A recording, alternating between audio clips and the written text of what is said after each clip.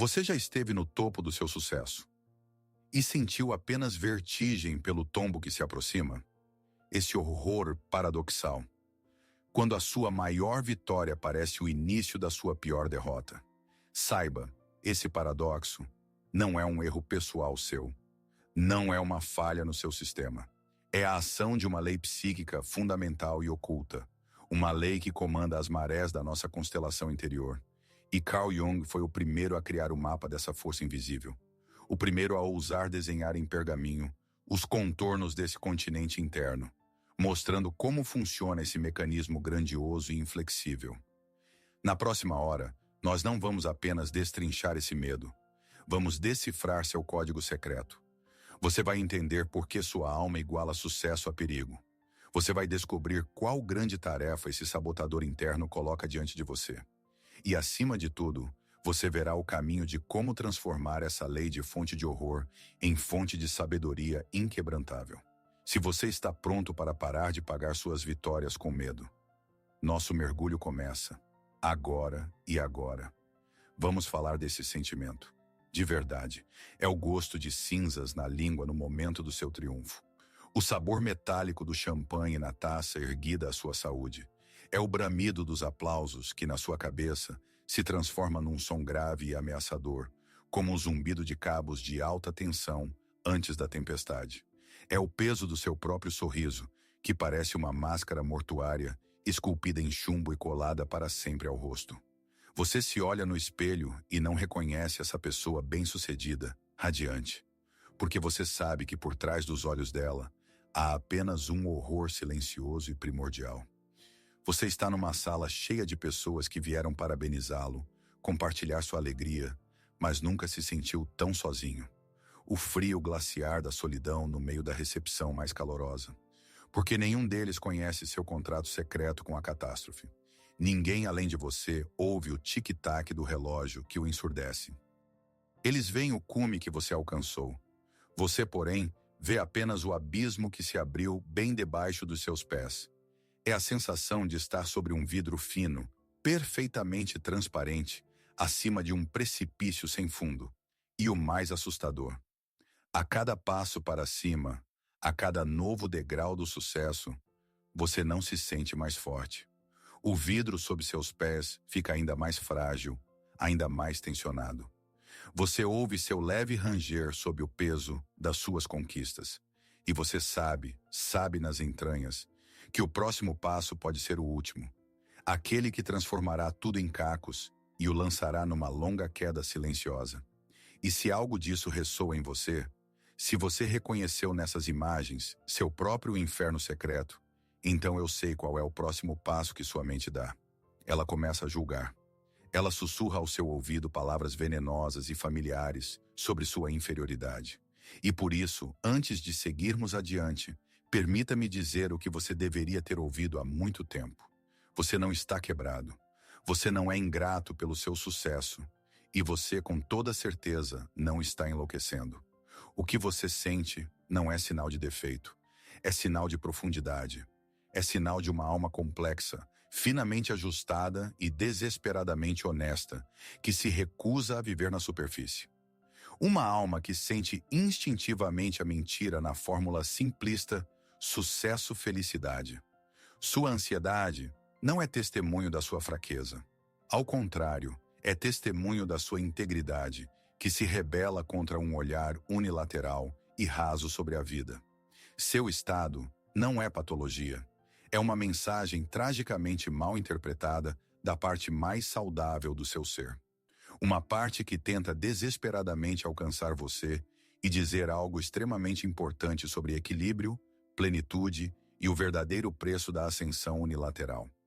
Então, se esse sentimento não é sinal de defeito, o que é? Que mensagem nós interpretamos de forma tão trágica? E se esse medo não for seu inimigo? E se ele for seu guardião mais fiel? Um mecanismo antigo de proteção da sua psique, que tenta protegê-lo de um perigo muito mais assustador do que o fracasso. Do perigo de perder a si mesmo no brilho ofuscante do próprio sucesso. Do risco de se tornar uma estátua brilhante, porém vazia de si mesmo. Um monumento às próprias conquistas, desprovido de alma. Pense nisso. Sua consciência vê apenas uma ameaça, o fracasso. Mas sua sabedoria profunda, sua alma, conhece um risco muito mais sutil e destrutivo. O risco de se identificar tanto com seu papel de vencedor, com sua máscara reluzente, que você esqueça quem é de fato quando as luzes se apagam e os aplausos cessam. E se sua ansiedade não for um pressentimento de queda, mas uma tentativa desesperada da sua alma de impedi-lo de voar alto demais, um voo que o descola do chão, das suas raízes, da sua humanidade, esse guardião interno não teme que você caia. Ele teme que você voe embora para sempre. E para compreender a sabedoria desse guardião interno, para decifrar sua mensagem inquieta, porém vital, precisamos primeiro realizar um ato de purificação intelectual. Devemos queimar os mapas falsos pelos quais nos acostumamos a nos orientar no nosso mundo interior. Esses mapas nos foram entregues por uma sociedade obcecada por crescimento infinito e positividade unilateral. Neles estão traçadas rotas populares, porém perigosas. Basta ser mais confiante. Pense positivo. Isso é só síndrome do impostor. Essas explicações são convenientes, estão na superfície, mas não são apenas incorretas. São nocivas. Elas nos forçam a guerrear com o sintoma, ignorando a doença. Convencem-nos de que o problema está em nós, na nossa confiança insuficiente, e não na própria rota que traçamos. Portanto, antes de recorrermos ao verdadeiro mapa, traçado por Jung, devemos destruir sem piedade esses mitos populares que apenas nos empurram mais fundo para a armadilha da culpa e do autoflagelo. Nosso primeiro passo é a desconstrução. Assim, o primeiro mapa falso que lançaremos ao fogo é o mais popular e o mais enganoso. É o rótulo que você, muito provavelmente, já vestiu mais de uma vez. Síndrome do impostor. Ele parece tão apropriado, não é? Essa sensação de que você é um farsante, de que seu sucesso é resultado de sorte ou mal-entendido, e que a qualquer momento vão desmascará-lo.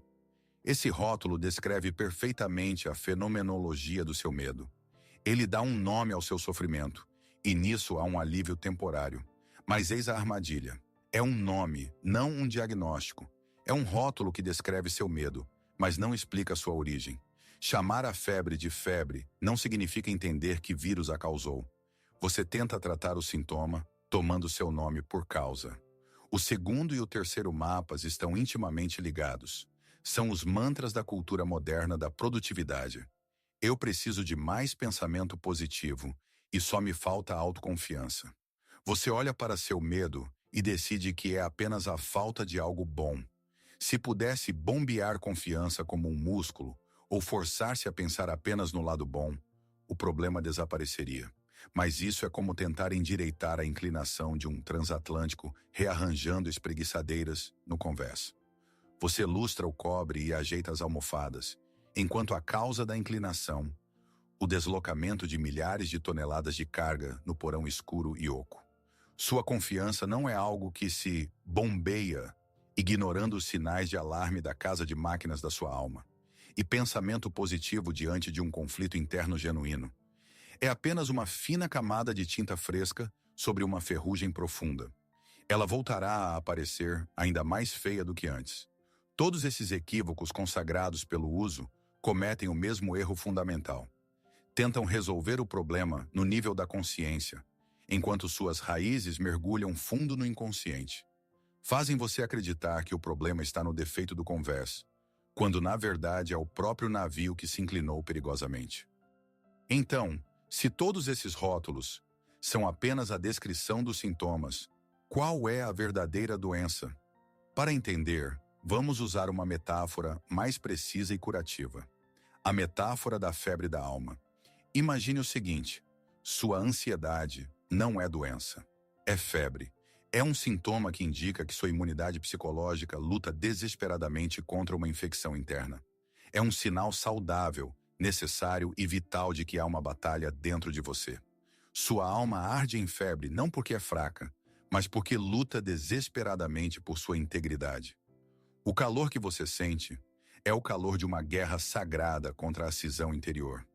E o que é o sucesso nessa imagem? Sucesso não é a causa da doença. Sucesso é o catalisador. É o fator que eleva bruscamente a temperatura, tornando um processo inflamatório oculto e crônico insuportavelmente agudo e evidente. Quando você está na sombra, a caminho do objetivo, o desequilíbrio interno pode arder por anos, quase imperceptível. Mas quando você sobe ao palco, sob os refletores, quando sobre você desaba a pressão das expectativas e o peso das conquistas, esse calor externo amplifica instantaneamente a inflamação interna.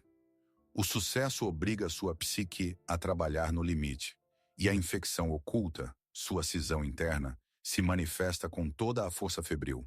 E é aqui que chegamos ao maior perigo. Quando o corpo tem febre, a coisa mais tola a fazer é apenas baixar a temperatura, ignorando a causa. Tentar abafar sua ansiedade com afirmações positivas, força de vontade ou auto-engano é como tomar antitérmico diante de uma pneumonia grave. Sim, por um curto tempo você se sentirá melhor. A temperatura vai cair, mas a doença não irá a lugar algum. Ela se fortalece no silêncio e o próximo ataque será muito mais destrutivo. Você conseguirá um alívio temporário ao preço do colapso futuro de todo o sistema. Por isso, nossa tarefa não é baixar essa febre. Nossa tarefa é tratá-la com o maior respeito, reconhecê-la como uma mensageira sábia.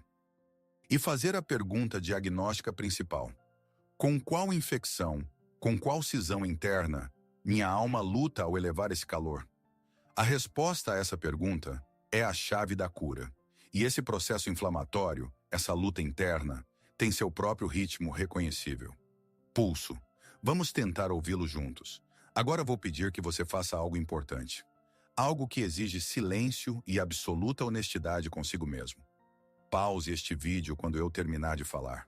Não por 5 segundos, mas pelo tempo que for necessário para ouvir a resposta que vem da sua própria profundidade. Feche os olhos e lembre-se do seu último grande sucesso, o momento do triunfo, o projeto que você concluiu, o cume que alcançou. Sinta isso de novo. E agora? Lembre-se do que veio antes. Aquele período de fracasso, ou de profunda insegurança, ou de desespero que precedeu essa ascensão. O momento em que você se sentiu fraco, incompetente, talvez até insignificante. Permita que esse sentimento também retorne, por um breve instante. E eis a pergunta principal, à qual peço que você responda no silêncio. Não terá sido o seu esforço desesperado e febril por aquele sucesso. Uma tentativa de fugir do fantasma daquele fracasso? Não terá o seu voo sido o combustível que você queimou até a última gota para voar o mais longe possível da dor da queda anterior? Não terá a sua obsessão pelos detalhes, o seu perfeccionismo sido uma oração desesperada para nunca mais provar aquela humilhação? Fique com isso. Reconheça esse ritmo, esse pêndulo, essa corrida da sombra para a luz e de volta ao medo da sombra. Um sucesso que nasce não da alegria de criar, mas do horror diante da própria insuficiência. Uma vitória que se sente não como ganho, mas como alívio temporário da dor. Esse é o calor da sua febre. Esse é o pulso da sua cisão interna. Se você foi honesto consigo, talvez tenha sentido uma fisgada de reconhecimento. Você viu esse padrão, esse moto contínuo movido a medo. E você já não está sozinho nesse conhecimento. Se esse momento de introspecção trouxe esse reconhecimento, se você enxergou na sua vida esse padrão doloroso e recorrente, saiba, você não descobriu em si um defeito único. Esse pêndulo, do desespero ao triunfo e de volta ao medo, não é sua disfunção pessoal. Não é falha do seu caráter. É o pulso da própria psique. Você acabou de apalpar na sua alma não uma cicatriz de trauma pessoal, mas um dos elementos estruturais da própria realidade psíquica. Uma lei antiga, universal e implacável que age em cada um de nós, independentemente da nossa vontade. Por séculos, a humanidade sentiu esse ritmo. Poetas escreveram sobre ele, mitos aludiram a ele, tragédias foram construídas sobre sua base. Mas ninguém conseguia dar-lhe um nome, ninguém conseguia desenhar seu esquema. Até que um médico suíço, pesquisador das profundezas da alma, dedicou sua vida justamente a isso, ao estudo dos grandes ritmos do inconsciente. Seu nome era Carl Gustav Jung. Ele não foi apenas um psicólogo, foi um cartógrafo de mundos invisíveis, um arqueólogo da alma. Ele ouvia esse pulso nas histórias de seus pacientes, nos sonhos, nos mitos, nos tratados alquímicos. E viu que essa corrida pendular de um extremo ao outro não é acaso, mas uma lei fundamental da natureza. E deu a essa grande lei um nome tomado dos antigos gregos, um nome que soa como um encantamento, como uma chave para uma porta secreta. Enantiodromia, uma palavra grega antiga que significa corrida ao encontro do oposto. É o princípio segundo o qual tudo o que é levado ao extremo, tudo o que se desenvolve de modo unilateral, inevitavelmente engendra e convoca seu contrário. Quanto mais alto se eleva a luz, mais densa a sombra se adensa. Esse entendimento não é mero exercício intelectual. É a primeira chave para desvendar seu enigma. O primeiro passo para deixar de ser vítima desse pêndulo torturante e começar a tornar-se seu guardião consciente. Então, enantiodromia. Vamos destrinchar essa grande lei na imagem mais simples e poderosa que se pode imaginar. A imagem do pêndulo psíquico. A cultura moderna nos vendeu a ilusão de que o crescimento pessoal é uma linha reta que sobe para sempre. Sucesso após sucesso, vitória após vitória. Mas isso é mentira. É o mapa de um mundo plano, totalmente inútil na realidade volumétrica e dinâmica da alma. A verdade é que sua psique não é uma linha reta, é um pêndulo suspenso no centro do seu ser. E ele obedece a leis inexoráveis. Quanto mais forte você puxa esse pêndulo para o lado do controle consciente, da ordem, do sucesso, da luz, do positivo, tanto mais energia potencial ele acumula para o retorno. Cada grama de esforço investido no movimento unilateral vira 1 quilo de inércia para o movimento em direção contrária. Em direção ao caos, ao fracasso, à escuridão, ao negativo. A psique não tolera o vácuo, mas menos ainda tolera a unilateralidade. Ela busca desesperada e instintivamente o equilíbrio. E aqui chegamos ao coração da sua experiência. Sua ansiedade após o sucesso não é medo do futuro, não é pressentimento irracional. É a sensação física da tensão quando o pêndulo atingiu seu ponto máximo e está pronto, pelas leis da própria natureza, a iniciar o movimento inexorável de volta. É a vibração da corda esticada ao extremo. É o zumbido de um mecanismo sobrecarregado. Seu inconsciente literalmente grita à sua consciência. O limite foi atingido. A energia para o retorno está acumulada. Prepare-se para a compensação. Você não tem medo porque há algo de errado com você, mas porque sua intuição percebe essa lei fundamental da física da alma.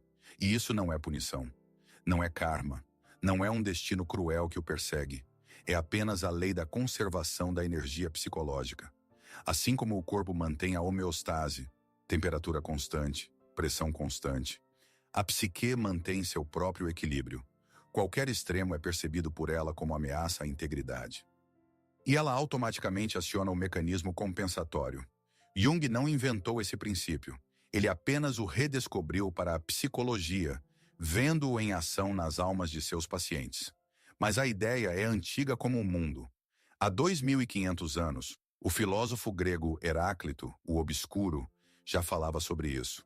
Ele ensinava que tudo no mundo se move e passa ao seu contrário. O frio esquenta, o quente esfria, o úmido seca, o seco umedece. A guerra, dizia ele, é o pai de todas as coisas. É justamente na tensão entre os opostos que nasce a vida. Assim, aquilo que você considerava sua maldição pessoal, seu segredo vergonhoso, na verdade é manifestação de uma lei universal, cósmica, que pulsa no próprio tecido da sua alma. Você não está quebrado. Você apenas vive num mundo submetido ao grande ritmo da enantiodromia.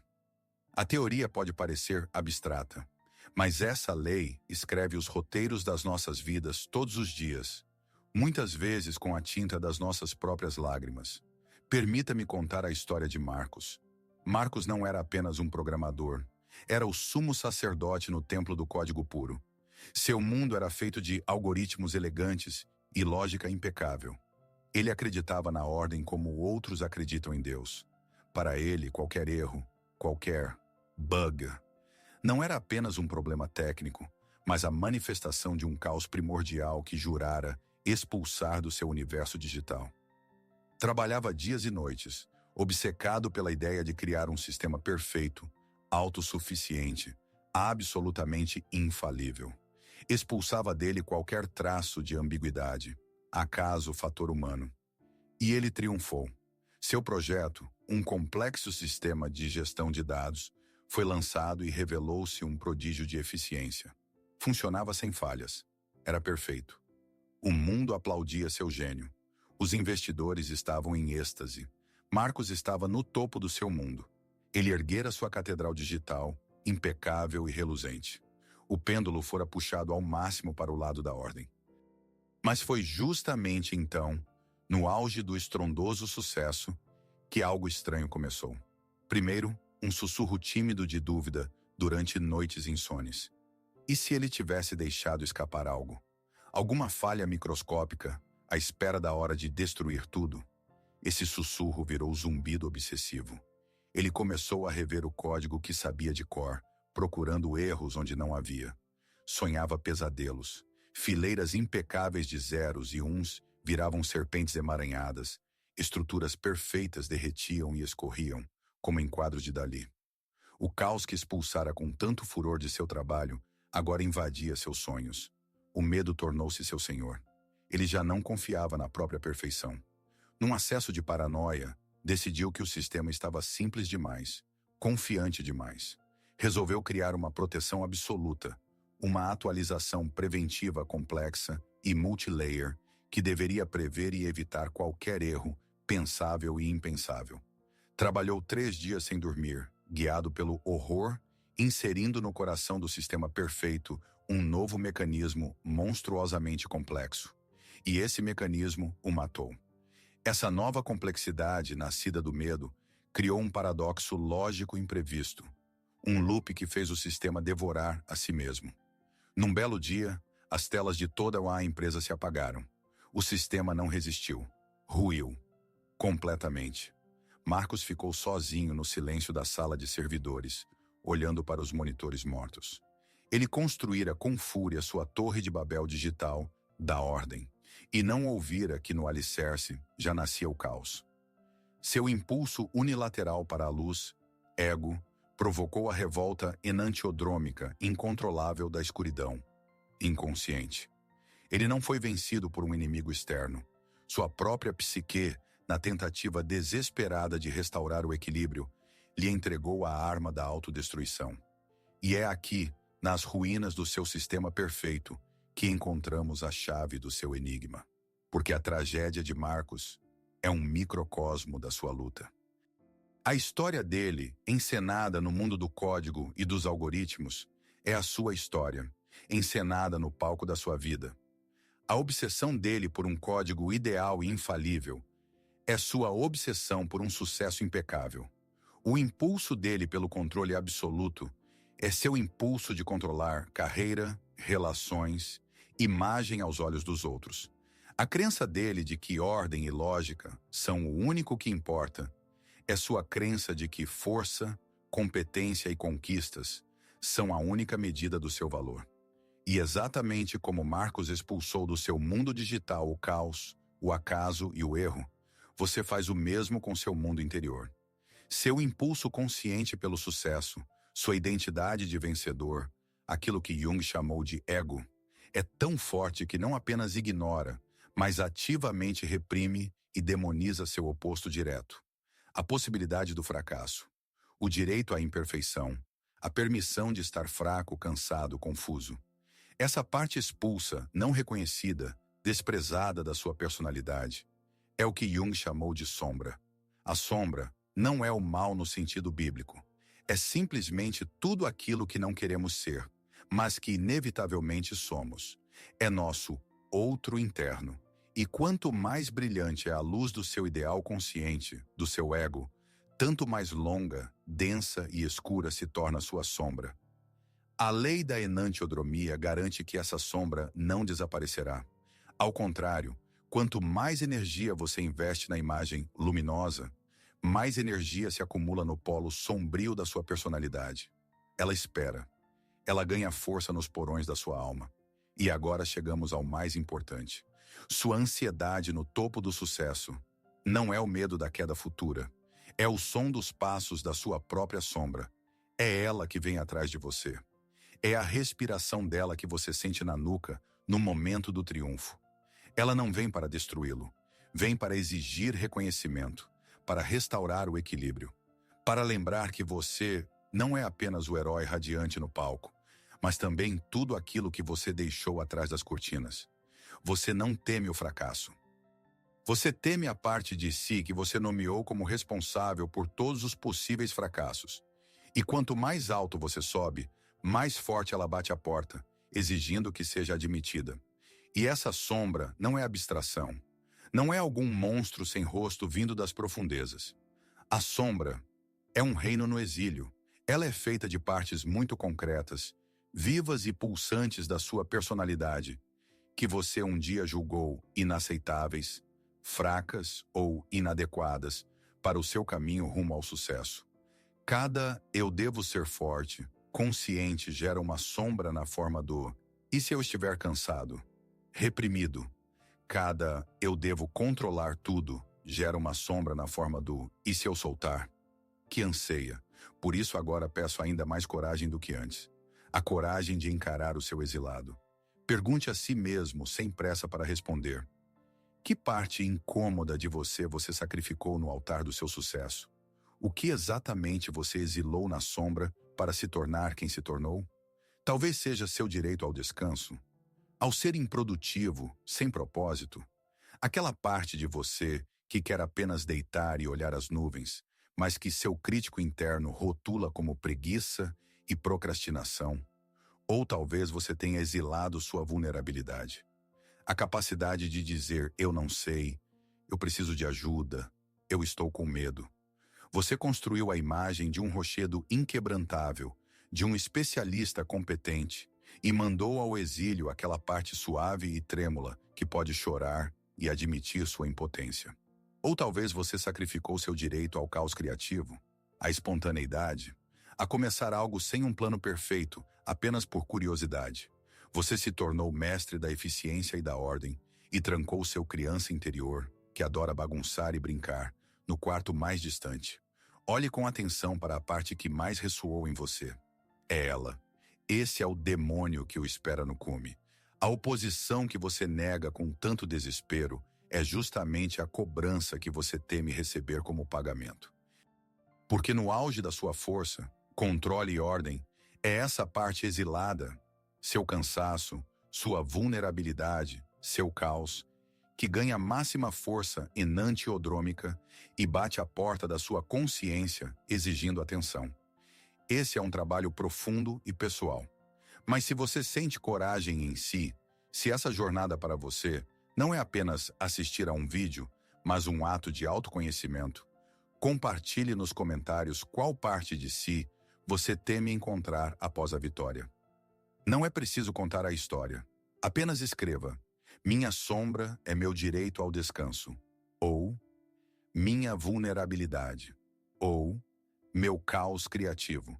Sua revelação pode se tornar um farol para alguém que agora mesmo lê isto e se sente sozinho na luta. Vamos transformar esse espaço, sob o vídeo de uma simples sessão de comentários, em um lugar de força e honestidade. Passamos bastante tempo na escuridão, dissecando seu medo, dando nomes às suas partes.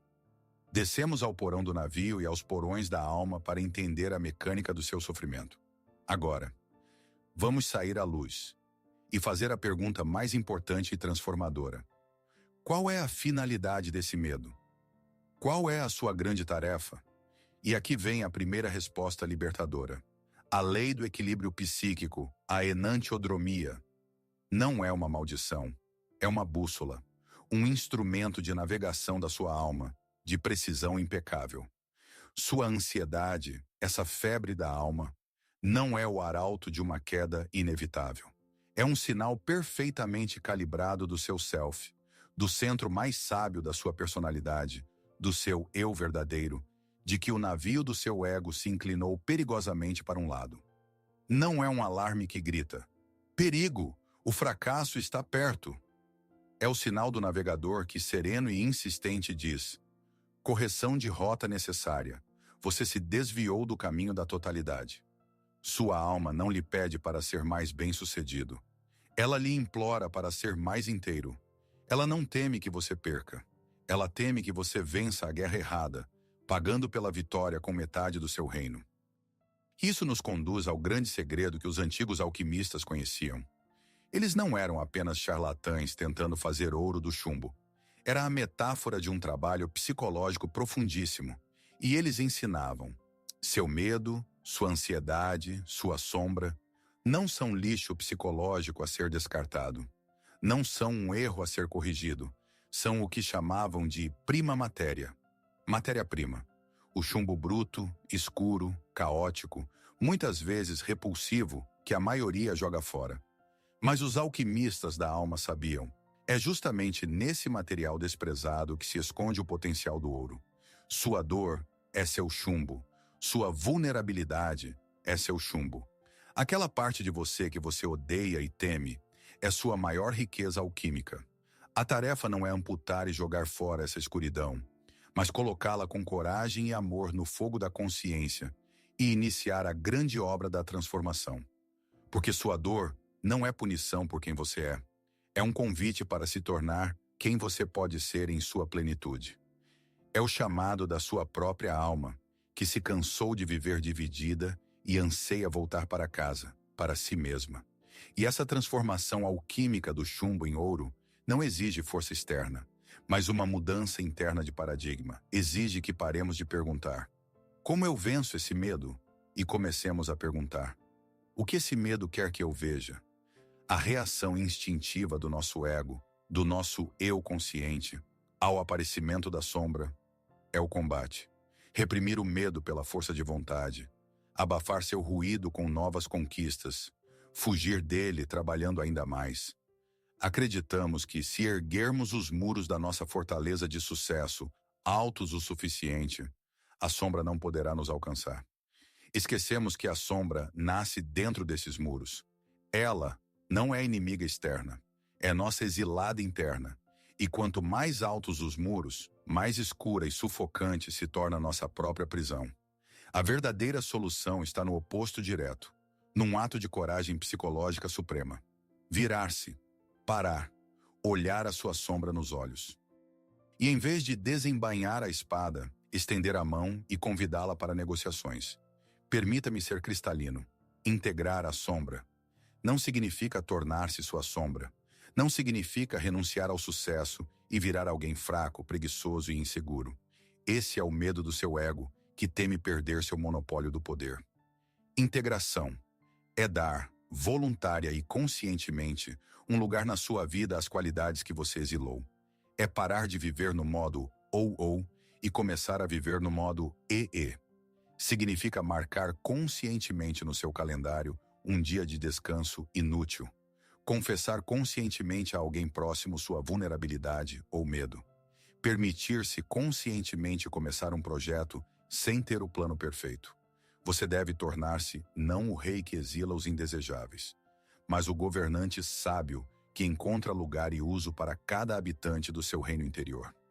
Sim, seu guerreiro conquistador interno é importante, mas não menos importante é seu sonhador preguiçoso interno. O primeiro conquista territórios, mas o segundo lembra por que tudo isso é feito. Sua parte competente constrói pontes, mas sua parte vulnerável constrói relações. A totalidade nasce não quando você derrota seus demônios internos, mas quando reconhece seus verdadeiros nomes e entende que eles não vieram derrubar seu trono, mas salvar seu reino da tirania da unilateralidade. Mas como são essas negociações com a sombra na prática? Como transformar essa bela teoria em experiência viva? Não requer rituais complexos nem anos de terapia.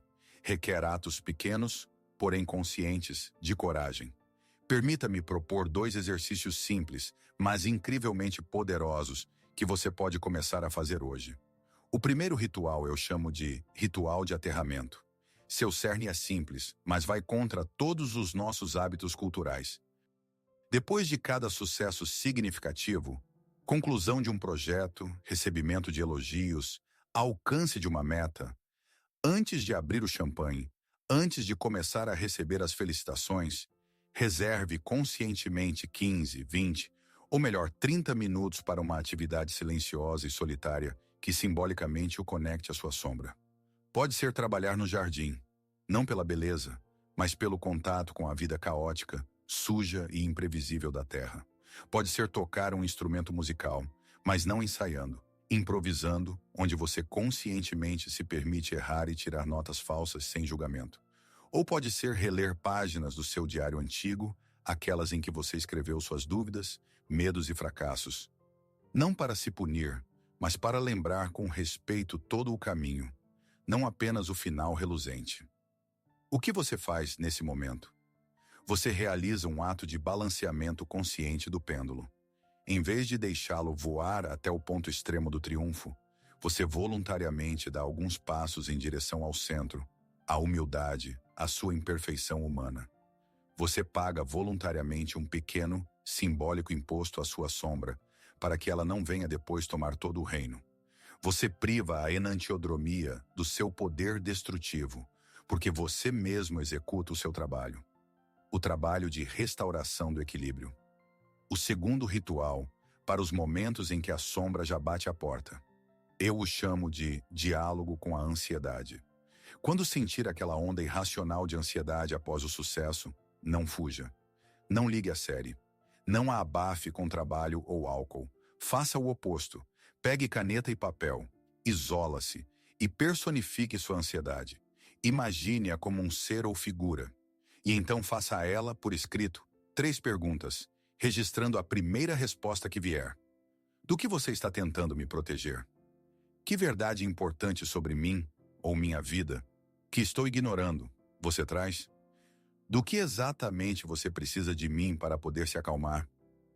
Esse ato o transforma de vítima do afeto em pesquisador da própria alma. Você não luta contra a onda, aprende a entender sua natureza e direção. O horror inconsciente e todo-poderoso se transforma em diálogo consciente.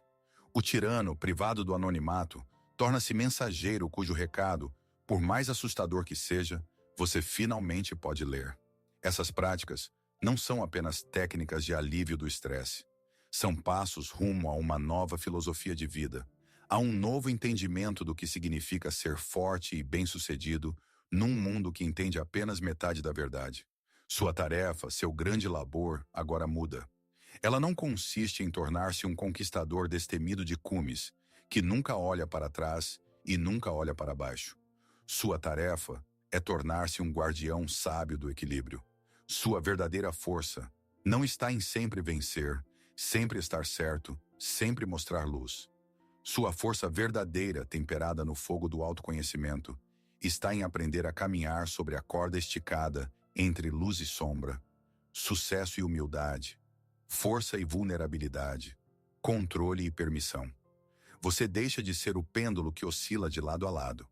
Torna-se seu centro consciente, o ponto de imobilidade de onde se observa o movimento sem ser por ele arrastado. É justamente nessa tensão consciente dos opostos, nessa sustentação corajosa do equilíbrio, que nasce a integridade verdadeira e inabalável. Aquela integridade que nenhum fracasso pode abalar, porque já acolheu com respeito a possibilidade do fracasso. Aquela que nenhum sucesso pode cegar, porque lembra o valor e a sabedoria da sombra. É um estado da alma que não depende das circunstâncias externas, porque contém em si todas as circunstâncias. Portanto, saiba, o que você viveu não foi neurose nem sinal de fraqueza. Foi uma crise de crescimento. Foi a dor da unilateralidade que chegou ao seu limite. Foi o chamado do seu self, do seu eu verdadeiro, que não podia mais suportar viver numa casa dividida. E sua coragem de ouvir esse chamado, Sua disposição de olhar para uma escuridão é sua vitória principal, invisível ao mundo, mas a mais importante. Percorremos um longo caminho nessa hora. Do horror vertiginoso no cume do sucesso, pelos corredores escuros da autoacusação e dos falsos diagnósticos, até o coração da grande lei da psique. Demos nome ao pêndulo que balançava sua vida. Enantiodromia. Olhamos no rosto do seu perseguidor e reconhecemos nele sua própria sombra. Transformamos o problema de maldição em bússola e o medo de inimigo em mestre. E eis que no fim desse caminho chegamos ao grande paradoxo libertador. O medo da cobrança pelo sucesso não se cura com mais sucesso. Não se cura com novos muros, armadura mais espessa, luz mais brilhante. Cura-se com a aceitação consciente, corajosa e humilde do seu direito ao fracasso. Cura-se com o convite para dentro de casa daquela sombra da qual você fugia desesperadamente. Você buscou invulnerabilidade no cume, e ela o tempo todo o esperava no vale da aceitação. Sua alma não quer que você seja um Deus. Quer que você seja humano. Um humano inteiro. Ela não espera de você novos troféus que você terá de defender ansiosamente do mundo inteiro. Ela espera seu retorno para casa, para sua plenitude, onde seu vencedor interno e seu exilado interno, sua luz e sua sombra, possam enfim sentar-se à mesma mesa e firmar a paz. Porque a vitória verdadeira não é a tomada de mais um cume, é o fim da guerra civil dentro de si. E esse insight não é apenas uma bela teoria. Ele muda tudo, muda seu futuro. Agora permita-se lançar um olhar a esse futuro. Imagine seu próximo triunfo, não importa se grande ou pequeno. O momento em que você alcança a meta pela qual caminhou tanto tempo. Eis a linha de chegada, o contrato assinado, os aplausos da plateia. E nesse momento, como um velho convidado indesejado, ela chega.